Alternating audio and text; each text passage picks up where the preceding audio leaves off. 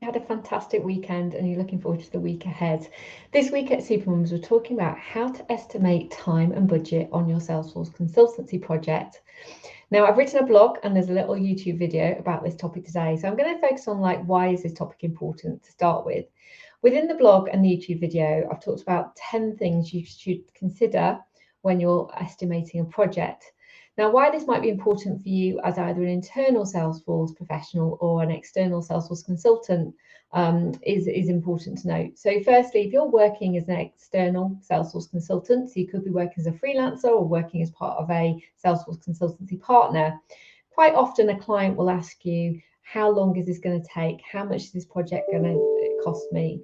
And so you have to work with that client to decide on whether you're going to firstly work in an agile way or a waterfall way and how detailed they want that estimate and quote to be. So within the blog and the YouTube video, I talk briefly around the agile project management and waterfall project management piece.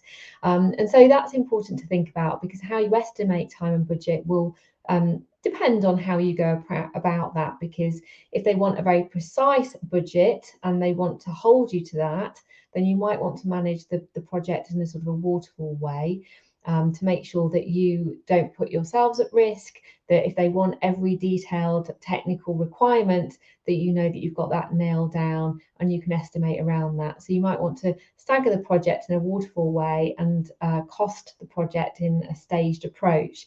Whereas if they have a budget available to them and they are more open to being flexible with that budget, and so you decide on the technical and functional requirements that you deliver as part of that journey on a project, then you'd probably accommodate an agile project management approach to that project.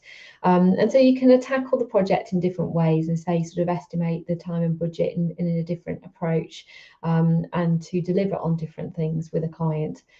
The other thing to think about, though, is equally this topic is just as important if you're working as an internal Salesforce professional. I have seen projects where I've gone in that actually, a good amount of budget has been spent on a project, but nobody has any idea what that money was actually spent on. And so it's just as important for an internal Salesforce team, whether you're a solo administration or there's a few of you in the team, to document and estimate where all your time and budget is going so you can validate and understand the return on investment of the work. So with this client, they'd spent £2 million on a project, but they didn't know what had been delivered for that because it hadn't been documented properly. And so they were really quandering about, well, actually, is it worth us continuing with this product? And actually, having done the legwork of understanding that for them, some of it we could justify, others it was a little bit of unknown because it just wasn't documented. So what I would advise is that if you're working as an internal Salesforce team, please do document everything, time and budget, and estimate things as well for you, each of your projects, so you can really look at the return investment for that business, and also you can justify your salary and where your time and money is being spent equally as well. So I really hope you enjoy the blog and YouTube content and you find it useful this week. Please do put any questions you have or any comments on the posts. I'd be happy to answer them or to get your thoughts. If you think I've missed something, tell me. Always good, what I provide, the content I provide is never non-exhaustive. I'm sure there's things that I haven't thought about as well. So if you've got something else in mind, please do add it and let me know your feedback if it's been useful as well. It'd be fantastic. A couple of other things that are happening at Supermums also is we have our deadline for our Marketing Cloud course today. So we've been talking about Marketing Cloud the last few weeks, and we've been sharing information and advice about that. So if you're thinking about doing your Marketing Cloud course with Supermums, the deadline's today and the course starts on the 27th of March. So we'd love to have you on board. And then if you know of anybody in the Salesforce ecosystem that is thinking about launching their Salesforce career, we are holding our Relaunch Your Career Bootcamp next week. So it's a great starting place for anybody thinking about considering a career, wanting to learn more. They can book in a free half-an-hour career consultation with our career coaches as well to help them think through whether it's right for them.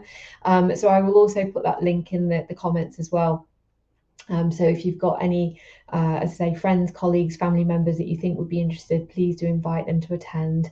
That's one of our biggest source of referrals, is through word of mouth from people already working in the ecosystem. So, we want to spread the word and tell everybody about it, and hopefully you've got somebody that might be keen and interested also. So I hope that's been useful for you. All about consultancy, marketing cloud, admin this week. Lots of things for you to think about. As I say, always welcome your feedback and thoughts, but we're always here to inspire and support you on your Salesforce career. So I hope you have a fantastic week and you learn something new. All right, speak to you soon, everyone. Take care. Bye.